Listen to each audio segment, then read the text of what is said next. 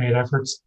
And we have a keynote speaker, Dr. Brandon Jones from NSF, joining us for a talk after that. Bear in mind, again, the meeting is being recorded. So please keep yourself on mute. Unless you have questions, which you can tell me through the chat or raise your hand. And with that, I will turn it over to Doug. Good afternoon, everybody. Welcome to session 6 of our series of webinars for the annual meeting. Thanks for making time in your busy schedules. First, before we do anything else, I want to remind everybody, if you have UNOLS representatives, if you haven't voted yet, please vote in our annual vote that we've sent out a few weeks ago. We need to get that in by the time we're done with our meetings. With that, I'd like to go ahead and introduce our first speaker. It's Sharon Cooper and John Lewis run the STEMSEAS program. Today, Sharon's going to provide the update to everybody on the program, but John's online with us as well. And Sharon, please, the floor is yours. Excellent, thank you. Let me share my screen here. Everybody see that okay? So, of course, well, first of all, thank you. Thank you for having us, and thank you for everything that that everybody does here to help us run the STEMSEAS program. Of course, you know that our 2020 schedule was completely mixed with the pandemic. So we just wanted to share a little bit about our demographics and the STEM. We've sailed more than 125 students now on STEMSEAS. This just gives you a little snapshot of the demographics. So we're having some progress in diversifying all the students that we're sailing, and you can see that here. We did make a map of the where our students have come from over the past 4 years, so you can get a little sense of that. And then you don't need to read all these schools. Give you an idea of the whole range of schools that have participated with the students from those different schools. So we had over 250 applicants for 2020. We did poll them if they were interested in online events, and we got really good responses that they were interested in virtual events. And then some of the topics that they were interested in: life at sea, chats with alumni, how to find research experiences, that kind of thing. So we thought, we'll give it a try.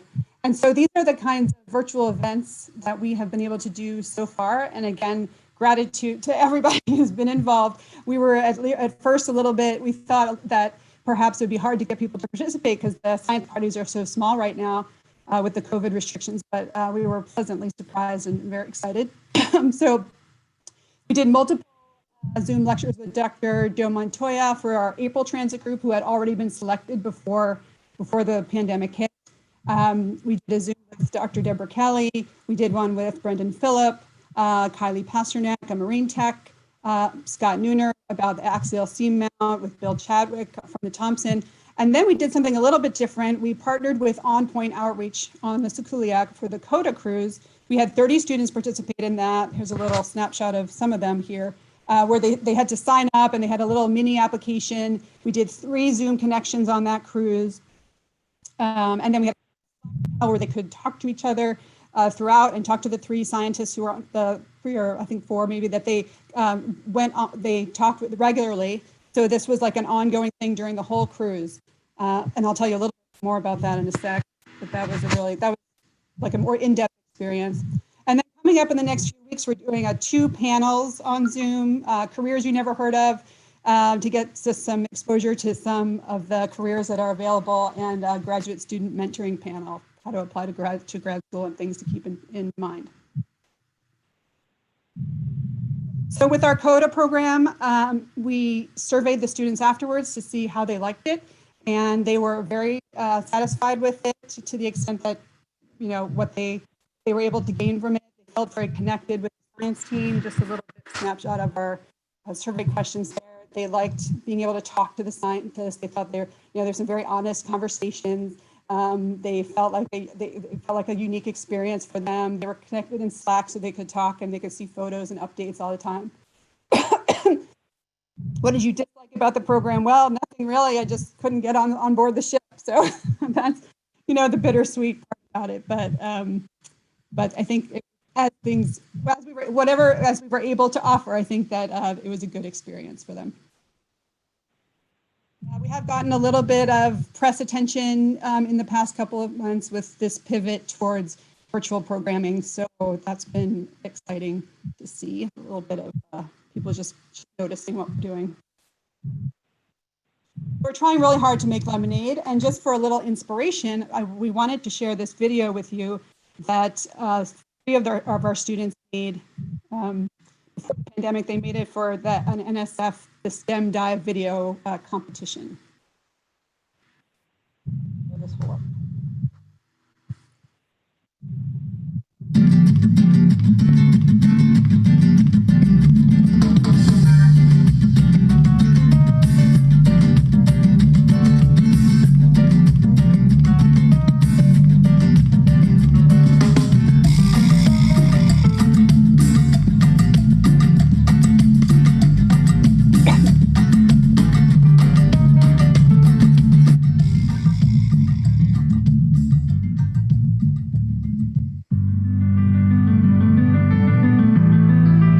STEMSEAS is an incredible undergrad program for STEM and non-STEM students to have the chance to experience life on an actual research ship. And something like this, where they're pretty short term, like a week to 10 days or so, having an experience of living on the boat and like doing the work is really informative. All with the mission of diversifying the geoscience field.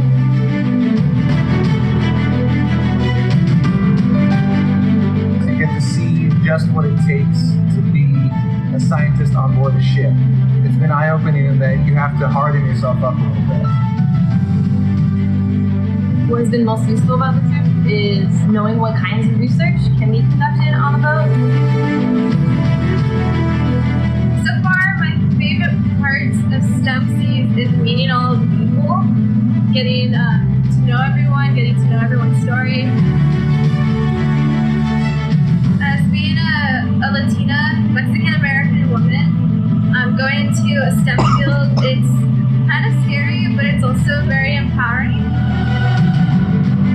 So I really want to go out there and represent, and that's very meaningful for me. It definitely makes me feel like oceans are more of a possibility for me.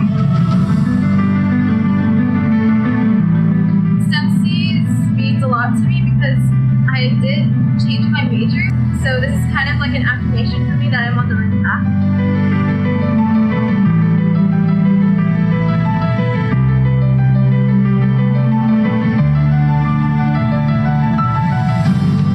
Recommend students do STEMSEAS and to get out of their environment and to see something new. In some ways, it makes deciding what is next for me more difficult because there's just so many options. To be a part of science, you don't just have to know science. Just don't be scared.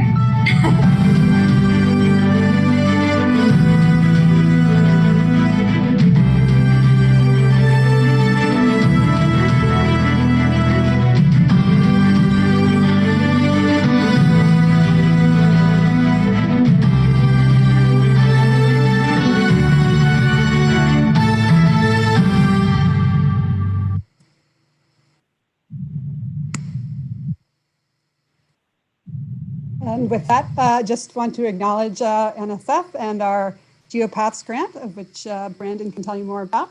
And that's what we got.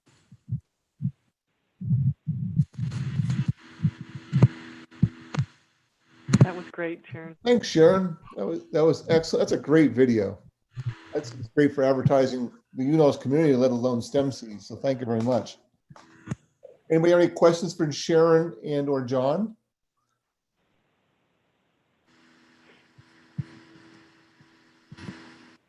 Well, really have to have our hats off to you for really pivoting this year and figuring out a way to still make it work in this tough year for everybody. But appreciate all your efforts and glad you're a part of our world. Well, thank you. And you're obviously making a difference. And well, as we mentioned before, any other ideas that anyone has for future programs in the next, X number of months and even beyond that, we're always happy to collaborate with everybody.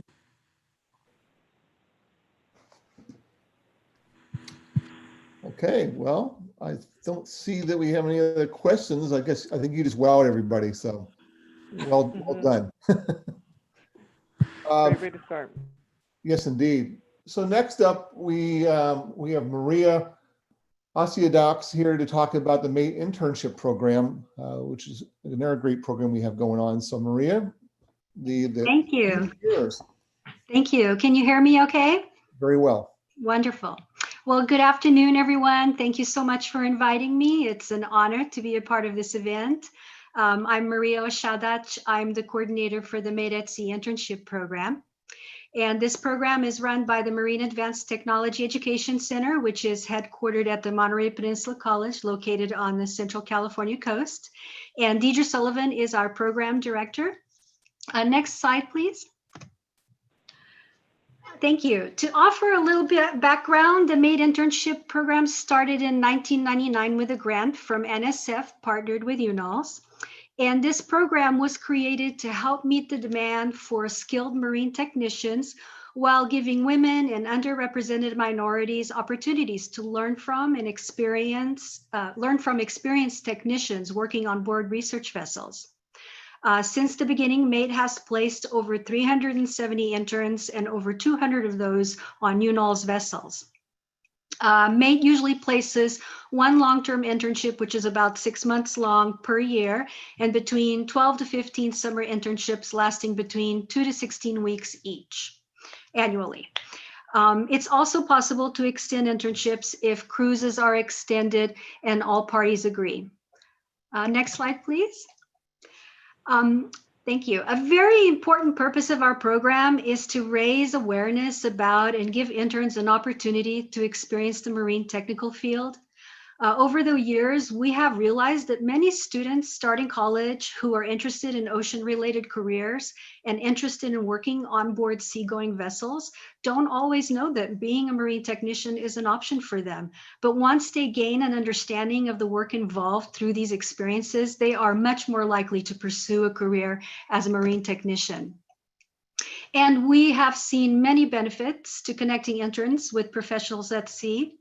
For example, hosts not only get an extra pair of hands on board, but also someone who is enthusiastic about learning and hopes to develop a career in the field. Hosts can also be directly involved in training the next generation of marine technicians, have an opportunity to get to know interns and see if they're a good fit for their program, and recruit new talent that have already received specialized training. Interns, they receive the opportunity to gain the hands-on experience essential for employment, a real understanding of what the work involves, and exposure to oceanographic instrumentation not available to them in the classroom, among many other benefits. Next slide, please. So this year, many people have asked me, how the pandemic has affected our program, and unfortunately it has, like so many other programs have been affected. We had originally planned 14 internships this year on 9 different vessels. One of those was a long-term internship. But unfortunately, we were only able to place 4 interns due to COVID-related restrictions and cancellations. 2 of those 4 had their internships canceled mid-cruise or just simply ended early because the planned cruises were canceled. And 2 of those internships, the other 2, were converted to land-based or dockside internships and were extended for long-term. And because of these cancellations, our program funding has been extended, so we are looking forward to opportunities in 2021. Next slide, please. But to share with you a little information about our 4 interns for 2020, Bailey Armos was hosted by BIOS working on the RV Atlantic Explorer. Next one. Our next intern is Lydia Seguros. She was hosted by the University of Rhode Island working on the RV Endeavor. And she is currently working as a full-time marine technician on board the RV Atlantic Explorer with BIOS. So congratulations to Lydia. Next slide, please. Jonathan Raymond is one of the 2 students who has had his internship extended to a long-term land-based or actually dockside opportunity. He's been working on the RV Walton Smith for Erasmus at the University of Miami and is currently still there. And hopefully he'll have an opportunity to participate in some cruises this fall. But he has been working on refurbishing the ship, participated in so many upgrades, repairs. I mean, his experience has been extensive, even though it's been primarily a dockside experience.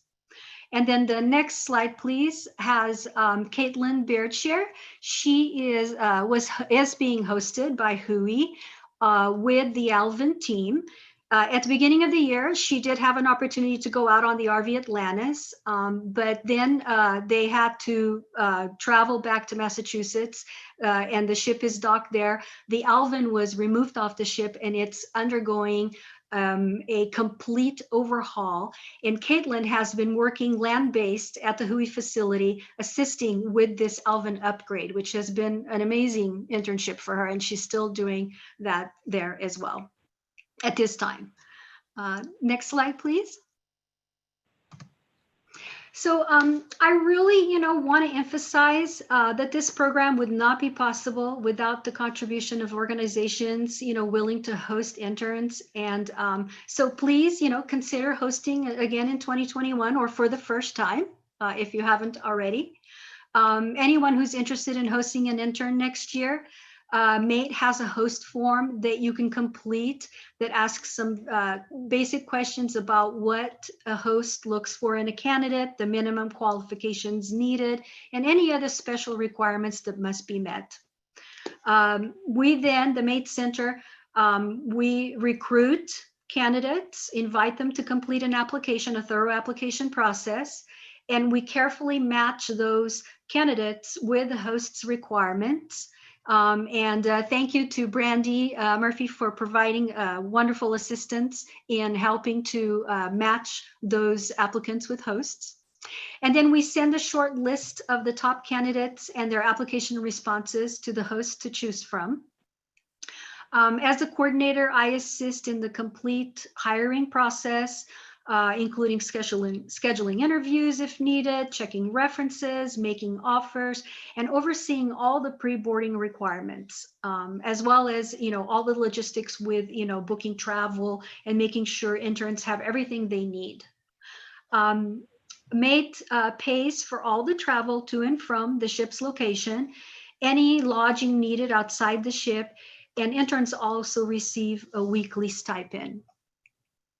Next slide, please. I want to thank everyone at NSF and UNOLS for all of your support and for putting together these great virtual meetings. I really enjoyed the RV Tech meeting, virtual RV Tech meeting last week as well. The MATE at Sea internship program, it would not be possible, without this dedication of the technician and crew members that work with our interns. And I have heard many, many times, time and again, from interns expressing how grateful they are for the opportunities, how much they learn when they go on board these ships, and how they appreciate how technicians and other crew members really go out of their way to provide that one-on-one attention. And so we are incredibly grateful for that. And we really, thank you so much for that. My contact information is on this slide, and as well, there is a link there for the 2021 MATE at Sea internship program host form that if somebody wants to be a host, you can click on that link, complete the survey, submit it, and then I will contact you and we can work out all of the details. But you can contact me at any time with questions, and I'll also be reaching out to people, with reminders and, inviting people to, talk to me about possible internship opportunities for 2021. So thank you again for your attention. It's been a pleasure. And if anybody has any questions, please let me know. Well, thanks, Maria. Appreciate it. This is another great program. I know Mike's past experience having interns aboard the ship was just great. It's it's a cool opportunity for those. And you're right, something people don't usually aren't aware about normally for a possible career path. So what is your success rate for turning interns into actual marine techs hired in the fleet? Well, that's a good question. Last year we actually completed a survey and sent it out to all of our previous interns. And we had about 90 respondents, and something like 90% of those respondents claimed that they were working in a STEM related field. And about 50% were actually working in the marine technical field. For a variety of organizations that are part of the UNOLS fleet, most of which are part of the UNOLS fleet, but many more. So we feel that, that the program has a tremendous impact on interns. Does that answer your question? Yeah, that's great. I mean, actually, those results seem very good to me. So I'm glad to see it so successful. Thank you. Thank you. Yeah, I mean, we have been really fortunate. We've had some really amazing applicants, and I get contacted every week from interested candidates looking for possible internship opportunities. And I speak to them, I look at their application materials, and I'm really impressed, with the caliber of knowledge and experience they already have. And so we've been really fortunate to have some great interns. And our current 4 interns, even though it's only 4, because of the COVID, they have been incredibly successful this year, especially under the difficult circumstances. And I know they have other opportunities already offered to them once the internships have completed. So it's it's all 100% this year are moving on to work in the marine technical field. That's outstanding. Well, thanks again so much for sharing, spending some time with us today. Questions, comments from others? My pleasure.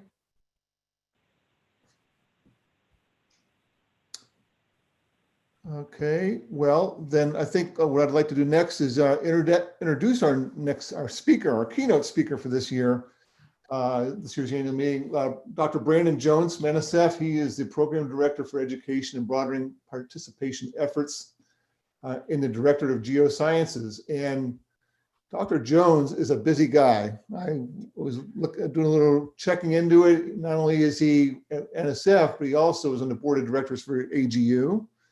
He's also a board member for the Environmental Leadership Program. He's also on the Dean's Advisory Council at Delaware for the College of Earth, Ocean, and Environment. You're a busy guy, but we're so excited you could take some time and talk to us today, talk about diversity, equity, inclusion in STEM and in oceanographic research. We know it's a timely thing we should be talking about. And so especially as we have an election tomorrow. So we really appreciate your taking some time with us, Dr. Jones. And with that, it's all yours. Well, thank you, Doug. And yes, I'm busy, but I know everyone else is just as busy. And so I appreciate those that have joined the call today. Thank you so much, Doug and Alice and the organizing committee for the invitation. For those of you who don't know, that ocean is my disciplinary home. So my PhD is in larval ecology with quite a bit of phys-ocean that I've forgotten completely. But I do know that the wind and the tide and buoyant water make things move. And if there are organisms in there, they move with it. So that's my take home for my dissertation. But we'll touch maybe a tiny bit on that. And I'm going to go ahead and share my screen here. And if someone could let me know when the slideshow pops up. Does that look okay? Okay. Yep. Looks great. That's good. So as Doug mentioned, and I'm going to try to get through this maybe in 25 minutes or so. I'm going to push, so pardon if I talk quickly. But this talk will be about what everyone is talking about, mainly in STEM and some other sectors, is about this issue with diversity and inclusion and equity, et cetera. We're going to touch on the acronyms and things of that nature, but the title of the talk you see there, Science Does Not Conduct Itself, so who's conducting? There will be a tiny bit of data in this talk. It's going to be more from my observations over the last 20, 25 years, 15 of those in the federal government, teaching high school science for 5 years, being in the academic sector as far as a grad student, but also being a person of color in science and in the society. So there's a lot of experience that I bring to these kind of discussions. So I will just jump right into things.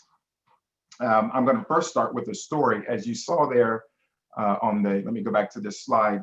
I'm standing there in front of of course, on the Atlantis 2. We're at 9 degrees north. This was the year 2000. So this was 20 years ago. There's the Alvin in the background. I'm with my colleague, Anna Dutel. I was at the University of Delaware at the time, and Anna, myself, and Gina Perovich made up the Delaware contingent on this particular cruise, hydrothermal vent cruise, obviously. And so that I wanted to set the context for the story that I'm going to tell. Those who are familiar with Alvin cruises and other types of open ocean deep sea research know that when you're a rookie on some of these experiences, there's a bit of initiation that you go through. And it was the same for me, obviously. So one of the main things is for those that have never been on an Alvin cruise, when you surface and you get out of the Alvin, of course, you're a little chilly. And so your colleagues who want to welcome you back pour ice water all over you, buckets of ice water when you get down on the deck. So that, everyone, that happens to everyone. But what else they do is that while you're in the sub, at the bottom, I don't know if they still do this, but back then they would sneak into your berth and get a pair of underwear. And then they would sign it and autograph it and draw all over it and things of that nature. And so the same thing happened to me. And you don't know this is going to happen until you get back and you go to your berth or your bunk and there's your underwear with Sharpie and graffiti and everything all over it. However, in this instance, and this is a weird thing to discuss, but it has a point. Not to be gross, but on the crotch of my underwear, someone had drawn in a very elaborate fashion a hydrothermal vent on the crotch, and then wrote "Black Smoker" on the vent, on my crotch. Now, if that was drawn somewhere else, maybe it wouldn't have been such a big deal. But the fact that it was drawn right on the crotch of my underwear, and I happened to be the only person of color on the ship at the time. And some of you may say, what does this have to do with science? Well, it has to do with who was conducting, and it has to do with the history of this country and why we seem to still have issues with certain groups of people as it relates to who gets to be scientists. And so if you're not aware, which I was firmly aware of at the time, that there have been all kinds of stereotypes of all kinds of people in this country perpetuated for quite some time. So if you read this quote from a professor that was being interviewed on NPR some years ago, it's there for those that are on the phone. I will read it. Everyone else can probably see it. But the quote says, well, in many ways, it's a social paradox that if you look at the history and really going back to the mid-1500s or so and continuing on to slavery within the United States and even further than that, Black men and women were said to be animalistic in their sexual desires, particularly Black men. And this has been perpetuated in film and music and in all manner of communication across the country. And so when this happened to me on this ship, and I'm not saying that the individuals knew what they were doing, but I did. And for them not to have that cultural sensitivity, it still sticks with me 20 plus years later. And so that's an entry into what I want to discuss today, is that one, and these are the take-home messages, the STEM workforce cannot operate at full capacity if all available qualified minds are not engaged. Now, what if that was the turning point for me to say, I don't even want to be bothered with science anymore, drop out of grad school, not get a PhD, maybe not end up at the EPA first and now NSF and get to talk to you? What would have happened? And it has happened to many individuals. Secondly, individuals who are in the workforce cannot operate at full capacity if they are stressed. That did not stress me when I was out on the ship, but others may have, taken that experience in a different type of way because we're all different. And maybe that would have impacted their relationships on the ship and how they conducted their research the rest of the time, and maybe it would have stuck with them. So things we need to be aware of. And number three, our planet is facing an all hands on deck problems, but all hands are not on deck, and we can't afford to perpetuate systems and ideas and barriers and things of that nature that will continue to keep people away at a time when we really need them to be involved. So summarizing those three, individuals are not able to bring all of themselves to the research enterprise, hindering both them and the enterprise. We need as many perspectives and as much brain power to address all of these issues that are related, many of them environmental right now. And we can't afford not to have as many people at the table. So as it relates to this, many of you have seen DEI as an acronym for diversity, equity, inclusion. If you switch the letters around and I emphasize the B in belonging, this makes it easier, especially for science types like us, to remember just to be a Jedi. So belonging needs to be emphasized because we're talking about creating supportive environments for individuals to thrive. And Jedi then, in that acronym, describes ways to help build those kinds of environments by establishing justice, which is dismantling barriers, pushing equity, which means equal access to resources so that individuals can have what they need. Diversity, which is recognizing that everyone's not the same and they're going to be different, but then inclusion intentionally values and centers the differences so that no one feels or no one is treated any differently or any better than anyone else. So what we're talking about when you get down to the essence of it, when we're talking about Jedi, is perspectives. And when natural and physical scientists, for the most part, in particular here, and we're talking about ocean scientists and engineers and such, we operate in the spheres, atmosphere, hydrosphere, cryosphere, biosphere, lithosphere, as it relates to the natural world. But the anthrosphere is something that we have to pay attention to because we are human and humans, and science does not conduct itself. Science is a human enterprise. Science is collaboration and interaction and connection and ideas, and that is what makes science science. That on the human side, of course, there's the methodologies and the peer review and the objectivity, et cetera, et cetera. But we're emphasizing who gets to conduct science. So if we look at the history of the United States and the idea of manifest destiny, that it was a divine right for one group of individuals to do what they want with the land that was never theirs, to do what they want with the people, which they had no right to do, and that be one of the founding ideologies for conquering of the West, conquering in quotes, and taking resources, taking land, et cetera. And that idea being perpetuated into all sectors of this new country as it's being developed is something that we have to pay attention to even today. So for instance, in the musical Hamilton, wonderful musical, many of you probably have seen it. There's a great song, all of them I think are great, but there is one in particular that pertains to this talk, which is Immigrants, We Get the Job Done. And so that is a bit of a misnomer when you're talking about the United States, because everyone that is a United States citizen was not an immigrant. And so BIPOC, here's another acronym if you're not aware, which stands for Black, Indigenous, People of Color. The ancestors of BIPOC people today, they weren't immigrants. Native American, indigenous people were already here, and that includes Puerto Rican and Mexican. And then Africans were forced here.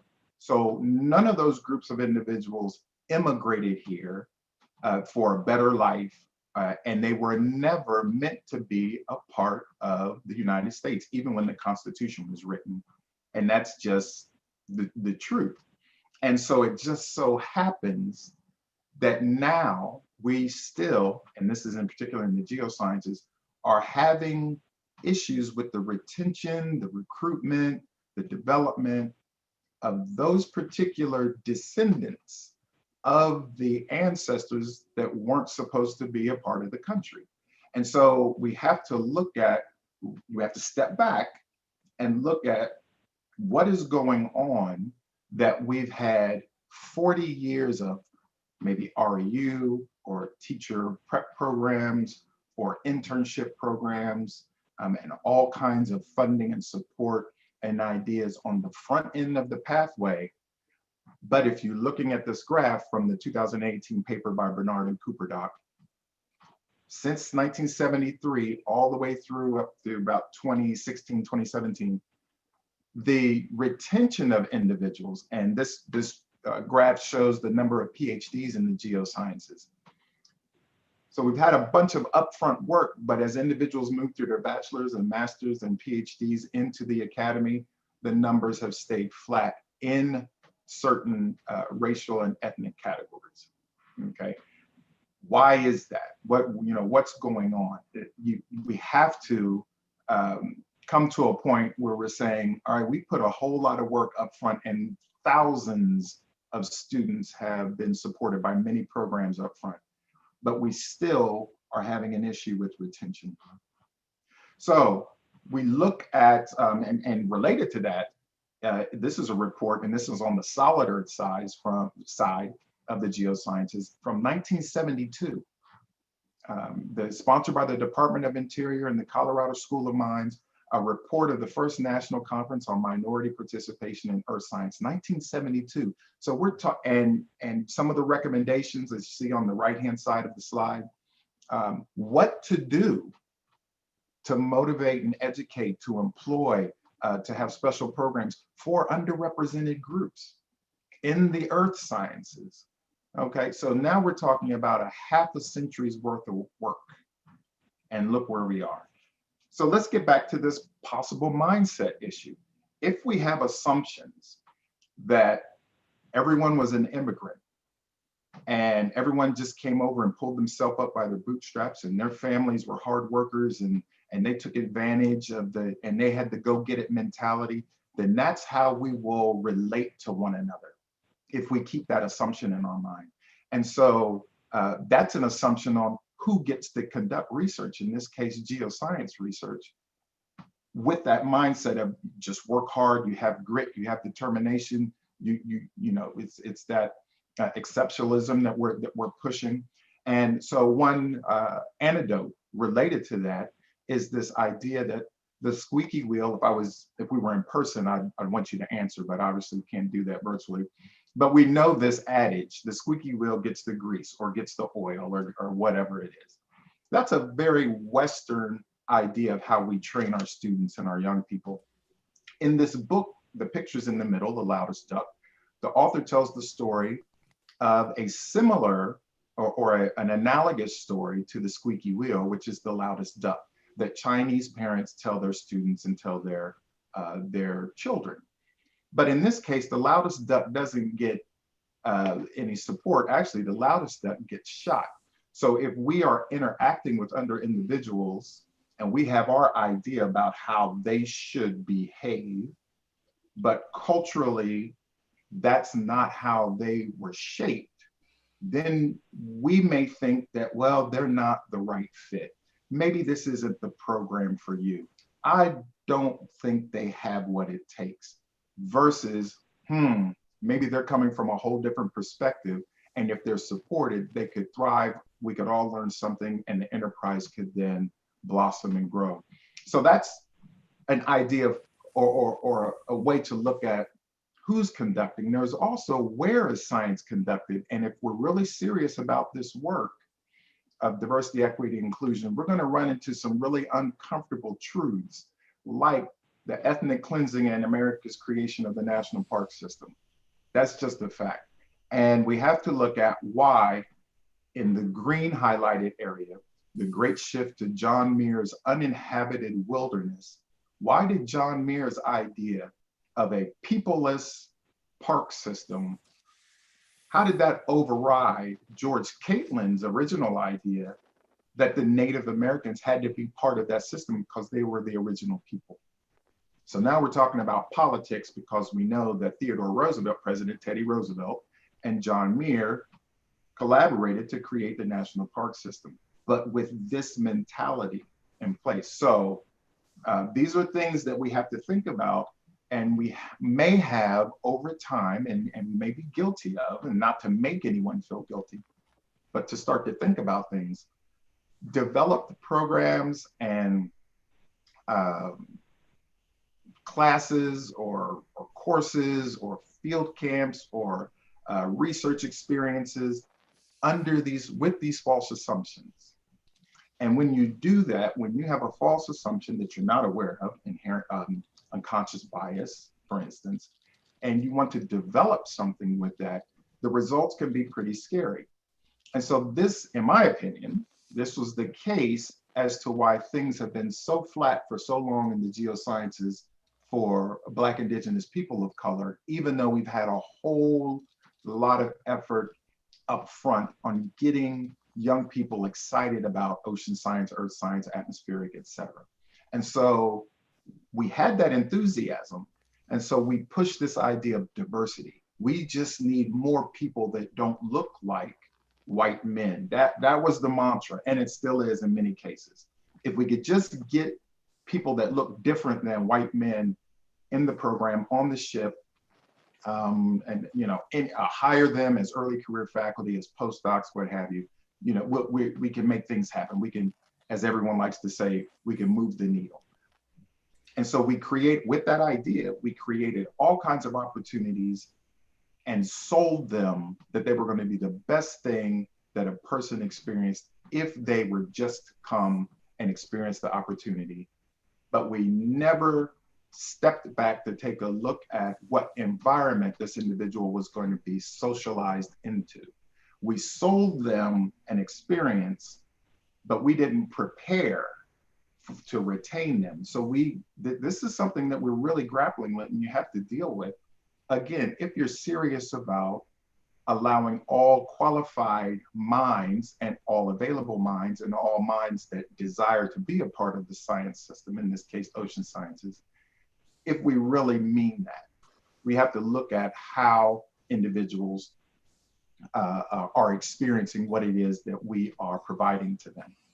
And because these issues are human issues, they're not natural science issues, they're not physical science issues, they're not engineering issues, they're human issues, they're sociological problems. And because they're sociological problems, we need to make sure that we have the experts in the room who understand sociological problems. So as by way of a visual, if it was one fish that you saw dead in a lake, you would say, what happened to that fish? That fish must have been sick. Something must have been going on with that fish that it didn't make it. But if you continue in the same lake to see dead fish and fish kills, then when are we going to step back and say, something's wrong with the water? Okay, can't be the fish. It can't be after almost half a century of work that it's still the people that we got to fix. It's still the students we got to fix. That we just can't find qualified applicants of color. We got to stop that. We got to take a look at our water quality.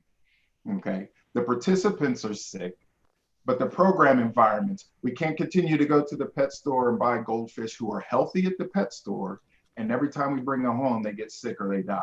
When are we going to say it's a water issue? So that's what we're talking about today when we're talking about belonging and building supportive environments for people to thrive, all people to thrive. Gus Speth, notable environmental lawyer, activist, et cetera, and I'll read this for those that are on the phone that can't see the screen. This is a great quote. Gus Speth says, I used to think the top environmental problems were biodiversity loss, ecosystem collapse, and climate change. I thought that 30 years of good science could address these problems. I was wrong. The top environmental problems are selfishness, greed, and apathy. And to deal with these, we need a cultural and spiritual transformation.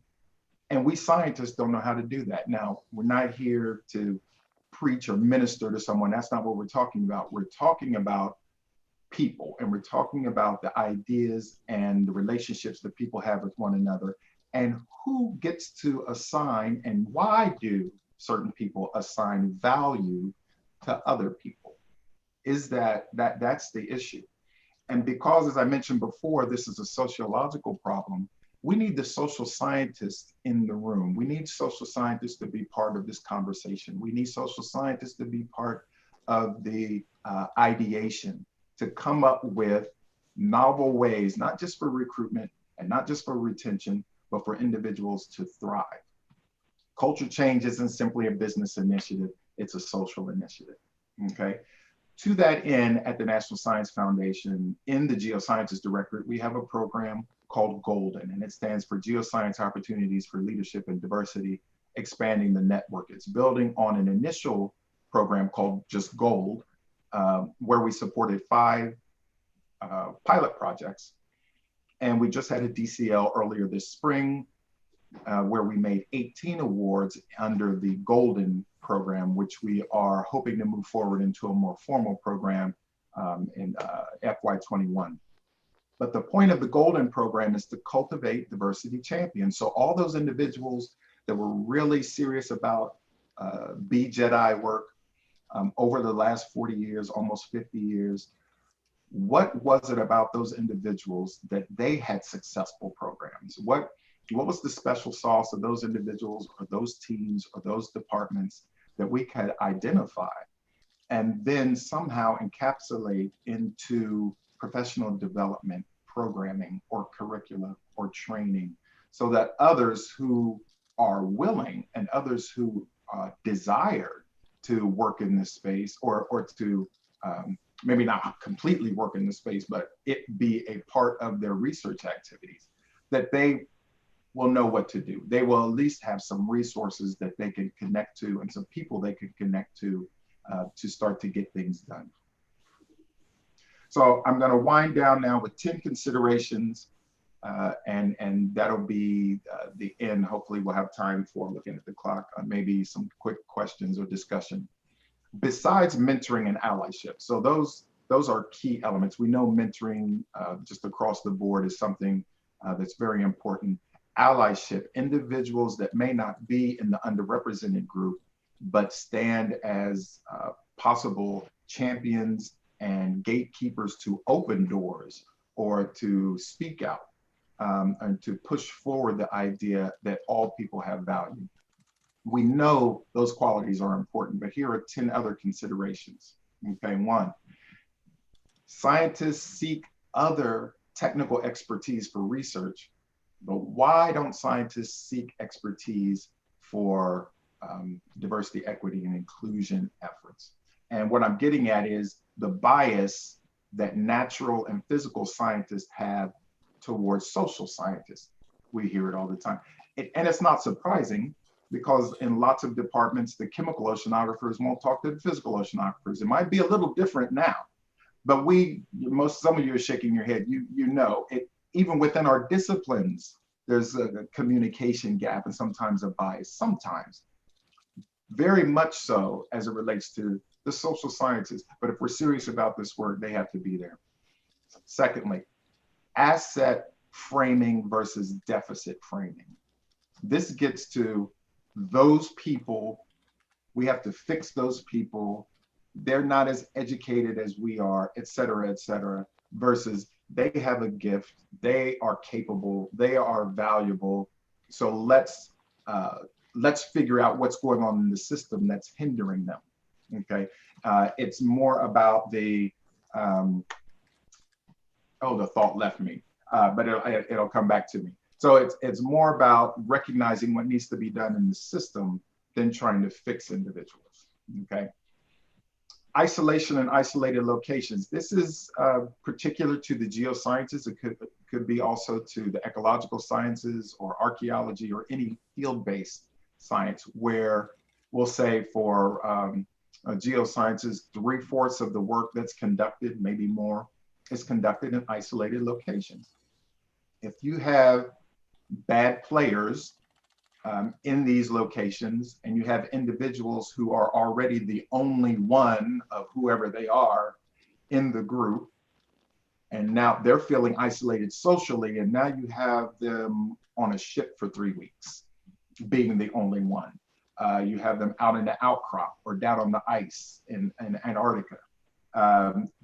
We have to make sure experts, or at least figure out a way to open up communication so that the expertise from the experts, or at least the relationships to the individuals that are isolated, are such that we can establish some kind of bond with them and know what they need and where they stand and what it is we can give them so that they can thrive and bring 100% of themselves to the scientific enterprise. Next, critical self-reflection by white colleagues and administrators. There's all kinds of scholarship out there now, publications, articles, news articles, things of that nature. I have here on the slide a recent journal, volume of Journals Geoscience Education that was solely focused on diversity, equity, and inclusion in the geosciences. Many of the contributing authors are scientists, geoscientists, some are federal, former federal colleagues, and others were social scientists. So I would encourage you to take a look at this. There's a lot of good information in there as it relates to DEI and geo. Recognition that bias impacts hiring, awards, appointments, tenure, and promotion. I could add lab space and startup packages and all those things related to academia. And it's not just academia, it's also in the federal government, it's in industry, it's in the nonprofit world, that bias impacts these things. Everyone's biased, but it's how are you going to manage it?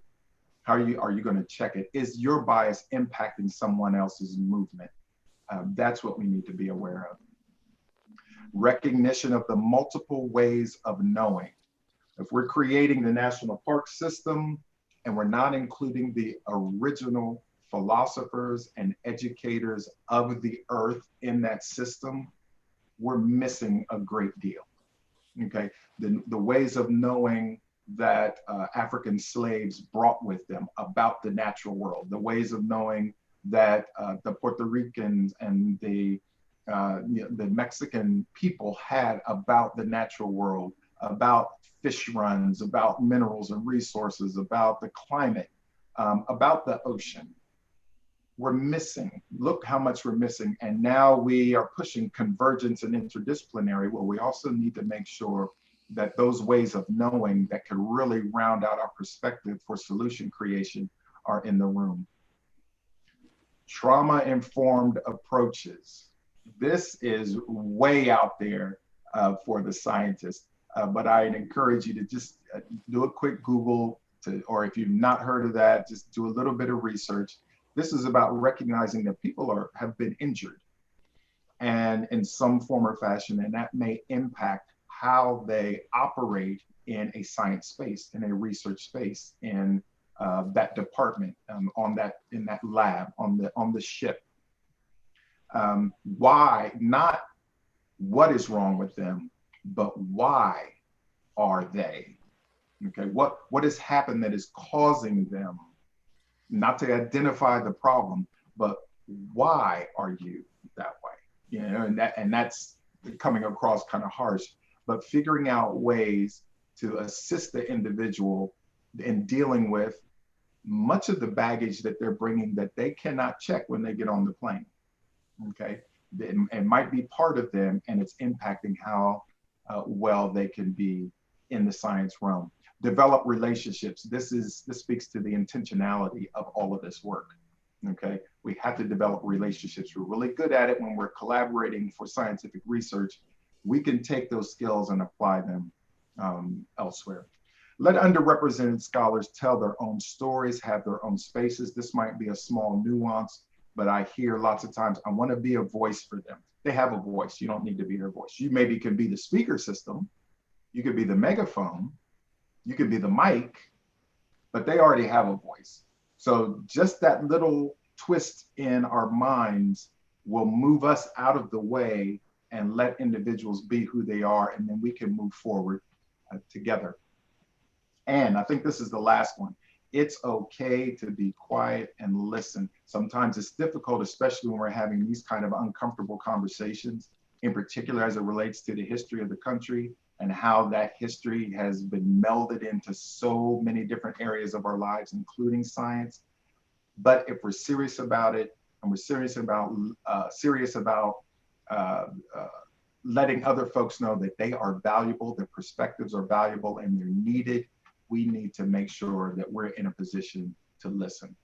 And I think that's it. So I will stop there and turn things back over to Doug and Alice moving forward. Thank you so much. Well, thank you, Brandon. I think that was, it's good for us to self-reflect. I think it makes us think, and I appreciate that. I'll open it up to folks that have questions or just want to engage in chat. We've got time is fine, so I'd rather people take the time if they have questions or just want to talk a little bit or something. So. Hey, Brandon, this is Dennis Hansel at the University of Miami. Hi, Dennis. The challenges seemed overwhelming and insurmountable to me as I sat and listened. I was completely enthralled by your lecture, but I thought, what can I do? You know, so how do we get started? Well, that's a great question, and the intent was not to overwhelm you. But to that point, you're not in it by yourself if you're serious about this. This is a group effort, and it has to be, for one. Secondly, as I mentioned, there's plenty of scholarship out there as it relates to implementing programs, as it relates to the intentionality and mentoring, holistic support of students, all these areas that are needed, and where in the system we could start to tweak things to make things more accessible for individuals or more welcoming for individuals. So it's about having to do some research, having to have some continued conversations with people, because the more conversations you have about this, the more you're going to pick up. That's just what happens, which is why conversations like this and very powerful groups like UNOLS is important, because people can start to, as Doug just said, chew on things in their own minds and start to think about things. The third thing I would say is there's not a one size fits all. So I hear lots of time, well, what can I do? Continue to listen and continue to do a little bit of research. Don't look for the magic bullet, because there isn't one, because there's way too many different types of issues, and everyone's different. So one size isn't going to fit all in this, but we're in it together. So don't feel isolated. Thank you.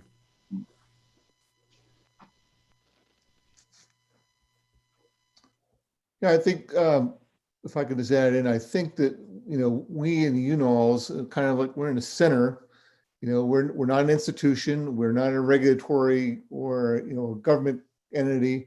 We're kind of just in the gravitational center of our whole universe of academic research. And so we ask ourselves a lot recently, what can we do to help? Obviously we have to look at ourselves, as a starting point for all these things. We also how can we be a catalyst that help change? I'm not asking for the answer. It's just, it is something we are wrestling with. We have a committee, and it's probably going to be elevated up to a standing committee to help further discussion on, diversity, inclusion, making sure everybody can have the best opportunity to go do science on ships. And so I'm not seeking for an answer right now, but I just want you to know it is something we are struggling with, all of us. This is a good start right here with you coming and talking to us with a great discussion, but we need to figure out where our road goes from here. Not just, all right, we talked about it, everybody go back to their corners, back to their own institutions, and this All right, they're good. We're trying to get the ball rolling even more is what we're trying to go to. You have any thoughts on that? I'm glad to hear that. I'm glad to hear that you're thinking more about what I hear is implementation and actually having I don't know what you call it, a roadmap or something that you're going to stick to and try to encourage members to be involved with. The professional societies in our geo realm, as well as other disciplines, are they're at different stages, different phases. Many are further out in front than others, and I would encourage many of you are members of those organizations. If you look for their DEI plans, their strategic plans, et cetera, their statements, and even beyond, you're going to find a wealth of information. I would also say, look at and partner with the underrepresented focused professional societies. Right. And there's a reason that there's so many of them, is because they didn't feel like they were a part of the larger group. And so you have Geoscience Alliance and Geo Latinas and National Association of Black Geoscientists and Earth Science Women's Network, and you on and on and on.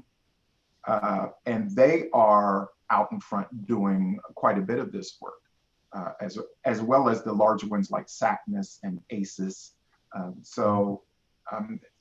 You don't have to try to create right now. Right. There's a lot out there, and maybe you could figure out how to mold that for what UNOLS needs. Yeah. Sure. Thanks. Other questions or comments that folks want to make, or questions for Brandon? Brandon, I have a quick question for you. It's Craig Lee.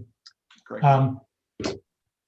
You talk a bit about, viewing people as assets and trying to understand potential, and the fact that we as a community tend to do a lot of evaluating people, right, at many different stages.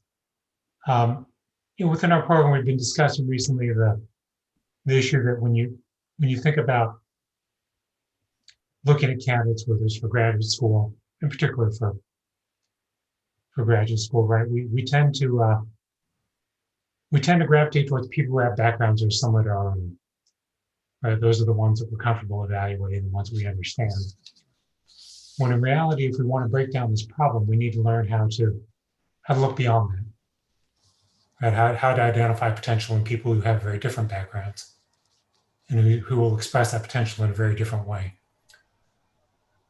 Do you have any resources or anything that you would point to start to broaden thinking in that regard?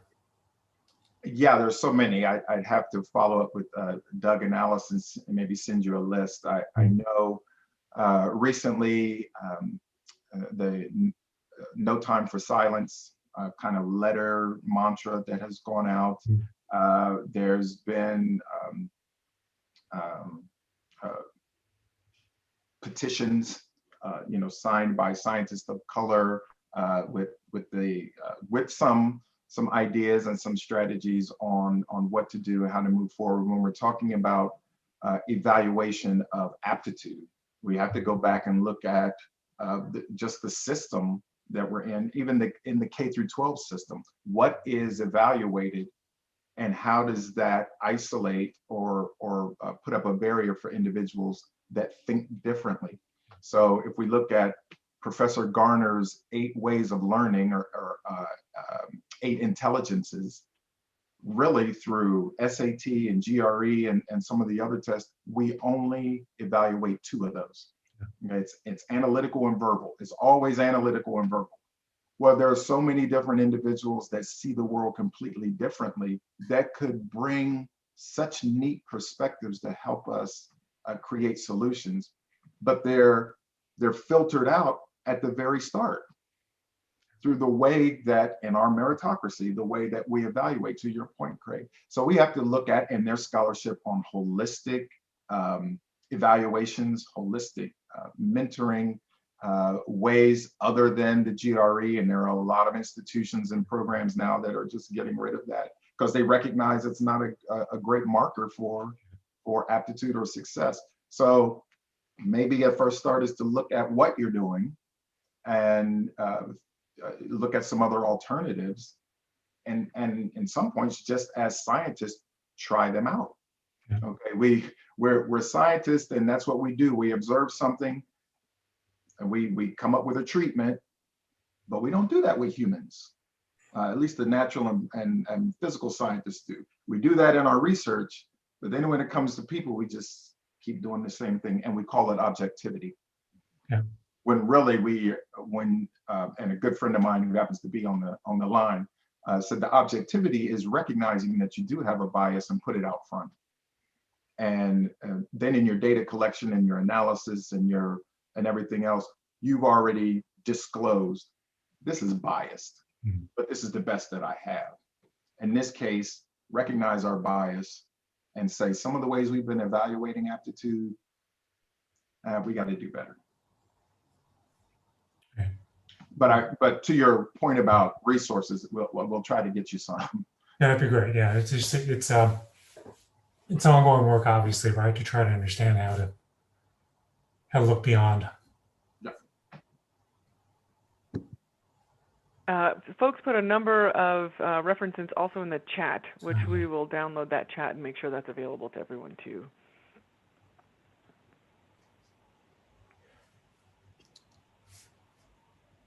Other folks that may have some questions or just comments or conversation you'd like to have. Well, we have Brandon. I also know it's late on the East Coast too. So. It just looks later than it is. So yeah.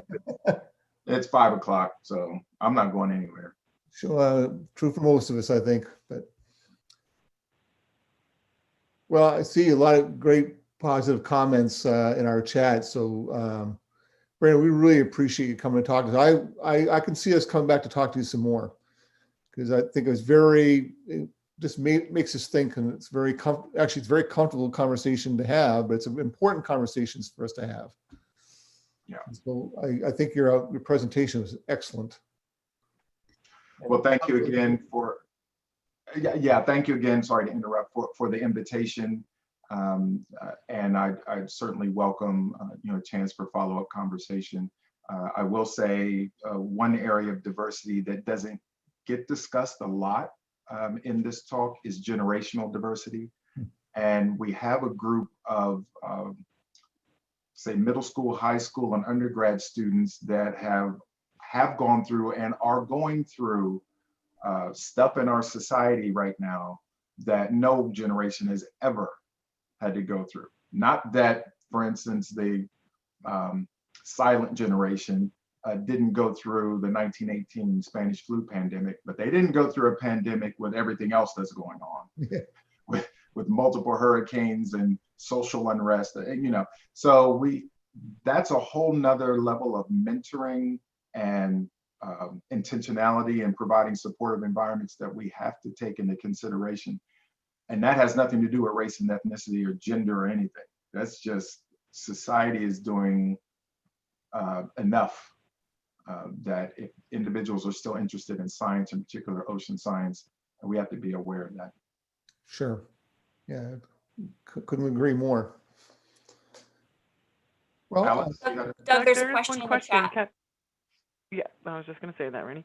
Thanks. Sorry, Alex. Catalina, do you want to, that's okay. Do you want to unmute yourself and ask the question yourself? Is she still here? Sure. Hi, everyone. Hi, Brandon. Hey, Kat, how are you?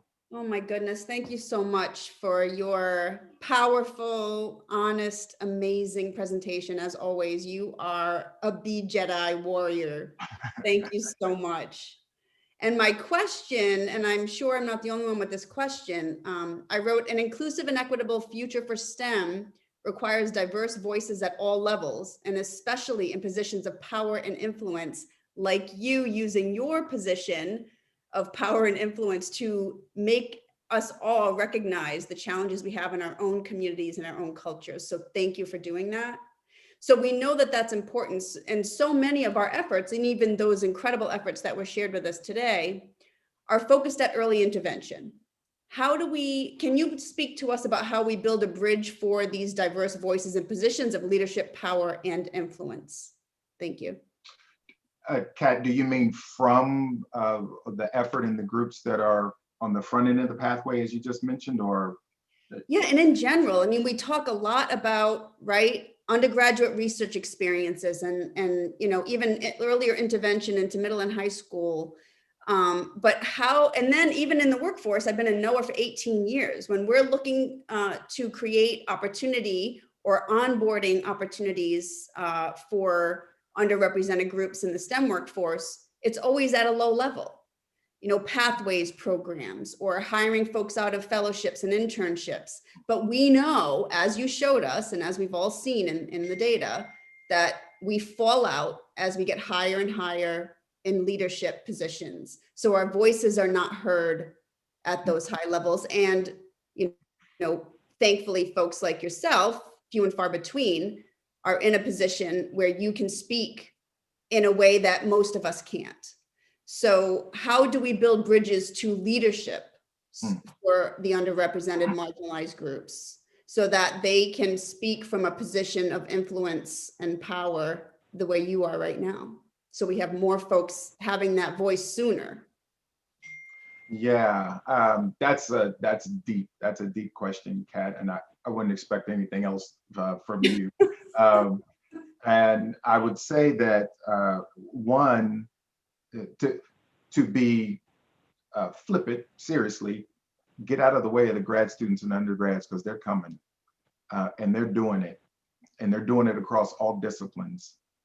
And so that's not to say that that's not at the leadership part that you're talking about, but they will be leaders one day.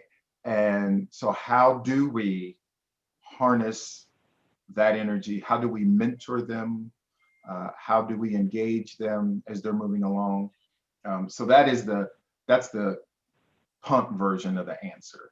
I will lean on the program, but directly to your point, I'll lean on the program, the GOLD program or the Golden program at NSF, which was about professional development at the leadership level.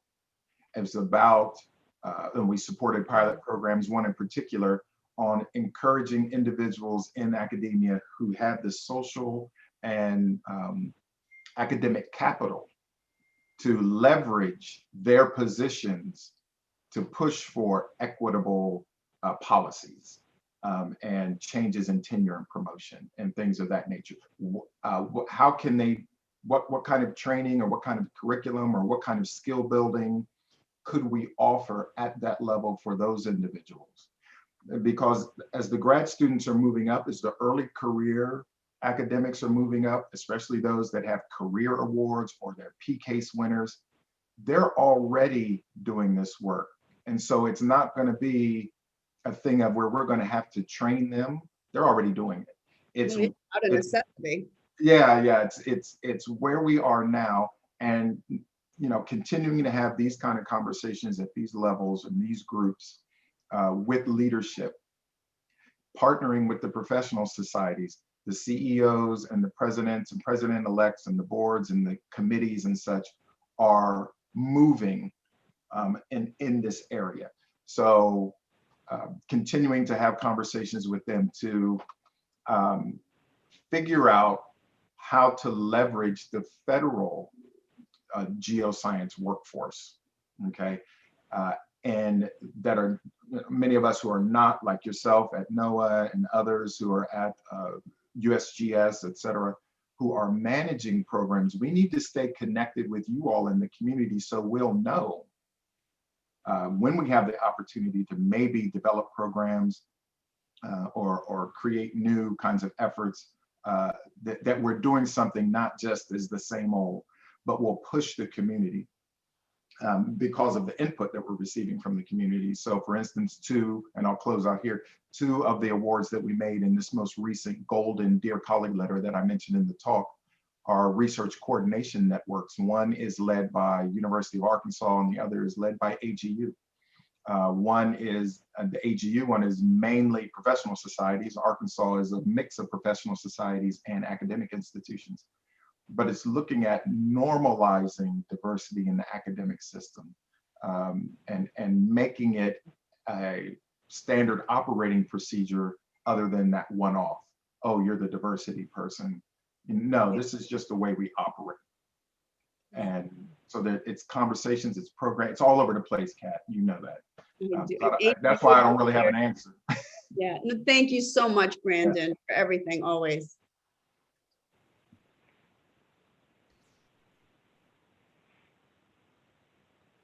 We have others that would like questions for Brandon while we still have him. Yeah, I have a question, Doug. This is Sean Higgins. Brandon, we had some of these conversations over the years, but it's like two aspects to this. One is financial, when people look at the geosciences and even conversations that happen with high school kids and things about future career paths and stuff. And, you know, and even my own parents told me, you know, when I talked about being a geologist, they're like, why? You know, it's like, why wouldn't you be a doctor, lawyer, Indian chief, whatever? I mean, and obviously there's oil and gas and mining, but those people tend to head out before PhDs oftentimes, you know, into kind of the other sectors. But it's like, how much is that an obstacle and a deterrent, you know, and stuff for, I think, people of, you know, color coming into this when they're, you know, their parents, there's a strong disposition if the kid, you know, go into business, go into something that's going to make them, you know, more financially secure. And I think the other thing for me is a structural question. When I think confronting this structure, this system, the water that you're talking about here is already such a turnoff by the time they even start to make that choice, you know, and stuff. So, you know, you've already lost a huge portion of these, you know, people before they've even made the decision to go to college. If even college is already a turnoff because of what, you know, so it's like, I loved your talk. It's like, how do you, I guess, prevent that cutoff before you've even gotten a chance to, you know, have them involved in part in helping solve it? Yeah, so this is a good question. I would say, first I would lean on something I said in the talk about the nuances that are in STEM, okay, in the STEM culture, recognizing that science is a culture, and individuals who have not, because of the way America was founded, have not been a part of that culture. How do we, to Kat's point, bridge so that they can feel comfortable in the culture? So for instance, even because all culture has language and other elements that make it culture. So, and not to pick on you, Sean, but when you use the term Indian chief, if there was a group on here of indigenous students already there, now we've set up a, what does he mean by that? And it sounds like it's something small, and it may be from this perspective, but to them, that is a huge thing because that is their culture. And so we have to ensure, and we have to go back and look at the K through 12 system. And this is where you're getting at. Geoscience content is not core science in the K through 12 system. So by the time students, it doesn't matter students of color or not, by the time they're introduced to what we refer to as earth system science disciplines or content, it might be late in high school if they're in a well-funded school district, or it's probably not until undergrad if they go to college, to your point. So they're never really introduced to, other than that 2-day unit they had with rocks in their geology class in 7th grade. You know, so we have to do a better job at that. We also have to do a better job at advertising, and this is to your other point, which is key, the financial stability or that you can make a good living by being a geoscientist. That's going to take a communication effort from all points. It's got to. Service learning is a great way to do that. And what I mean by that is, especially for underrepresented groups, is to say, you can be involved in a geoscience career that is going to help address drinking water issues. If you study hydrology, if you study ocean science, if you study climatology, if you know, whatever it is, the perspective of applied science, which is that service learning piece, versus, oh, just come and discover. Okay, that most underrepresented groups approach science because they want to do something with it to help someone. And your examples were spot on. Lawyer, doctor. That's what those families see as not only well paid, but you're helping someone. And we have to do a better job at communicating how geoscience helps society. Predictive capabilities for hurricanes, we got to push that. Hollywood does it. Every disaster movie is a geo movie. But we need to take control of that narrative. Excellent question. Thanks, Brandon. I think we have time for one last question if we have any more. If anybody else has other burning question they have in the back of their mind for Brandon.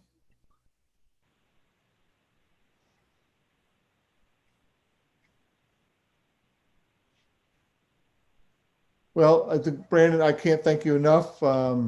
Really appreciate your great talk and answering a lot of questions and really engaging with all of us. I think a lot of us look forward to engaging with you some more beyond this. And this is like a starting point. Craig, you have anything to add? No, just thank you. That was fantastic. Really, really helpful. So with that, we will be back on Wednesday. We'll see what the world's like on Wednesday after tomorrow, but it's an interesting week for all of us, and we're all, I know, a little edgy and anxious about it all, but I think we have a nice uplifting talk today with Brandon, which I think is helpful for us to think positively about the future, actually, as I do. So really appreciate it, Brandon. It was great. And it's good to see everybody today. And thank you for your time. And we'll see you on Wednesday. Thank you, everybody. Thanks, everybody. Thank you, Brandon.